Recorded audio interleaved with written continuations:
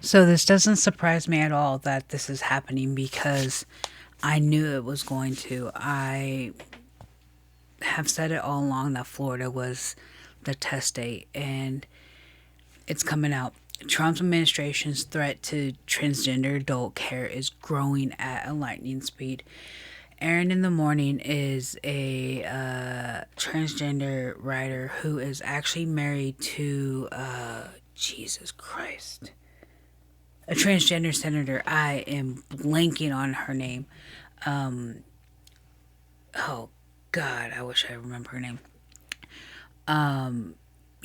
They just banned transgender care for youth under the age of 19. 19 is adults. So what they're doing is, I'm going to read part of this article. It says assault on transgender adult healthcare has long been a quiet undercurrent in right wing circles. The real goal is to eliminate gender affirming care entirely. I've been saying that for a long time, and if that happens, I can't stay here in America. I have to have my hormones. I can't stay. That is it. Like, that's the straw. I can't. It's just it. That's the straw for me. I have to be able to have my gender affirming care. Donald Trump himself has vowed in the past to target trans healthcare at any age. Now, with a new letter from the Center for Medical and Medicaid Services, the CMC, which controls everything, circulating to clinics nationwide, the first formal warning shots have been fired.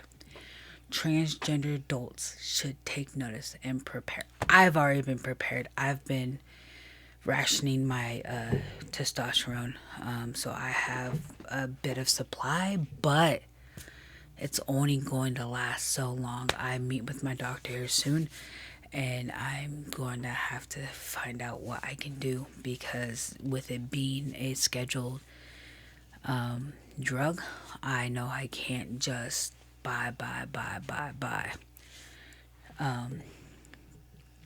So, just want to point out that federal financial participation (FFP) is strictly limited for procedures, treatments, or operations for the purpose of rendering an individual permanently incapable of producing, and under 42 CFR blah blah blah is specifically prohibited for such procedures performed on a person under age of 21.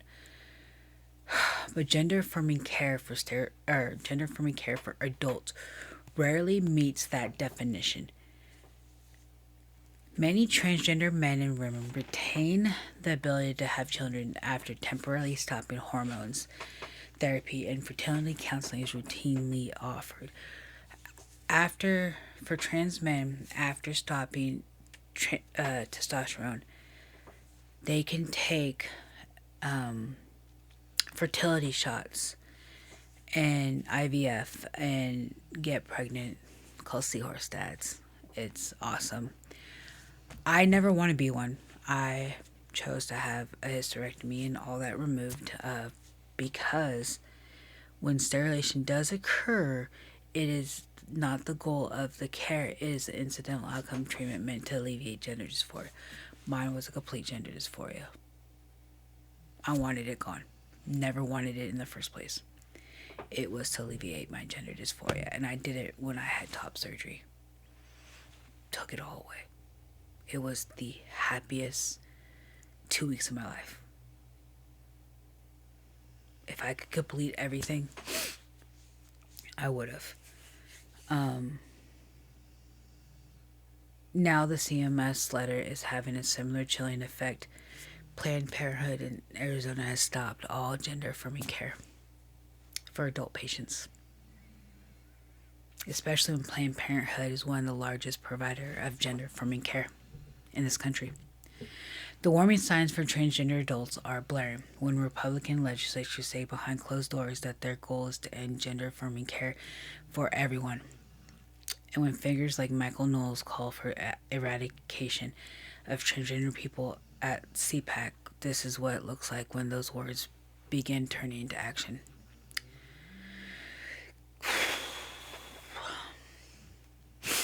Such steps have already been implemented in a state that appears to be a model for Trump. Florida. What I've been saying for years. In 2023, the state issued standards of care that led to sweeping rollbacks in access to gender affirming care for both youth and adults, amounting to an effective ban for many. That was followed by further restrictions on providers, for which resulted in elimination of 80% of all transgender adult care in the state. Many transgender adults in Florida have since been forced to cross state lines to access basic medical treatment, and a number of in-state providers has plummeted under the weight of these new regulations. My PCP left Tennessee because she was doxxed and attacked by Matt Walsh for starting the transgender clinic here at Vanderbilt. She also left so that her daughters can have reproductive rights and health care.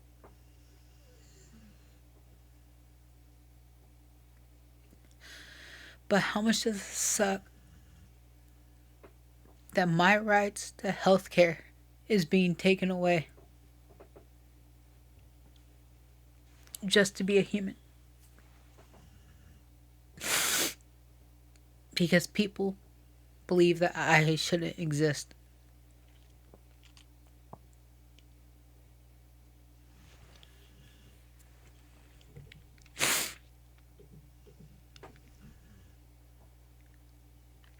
I said it's been coming.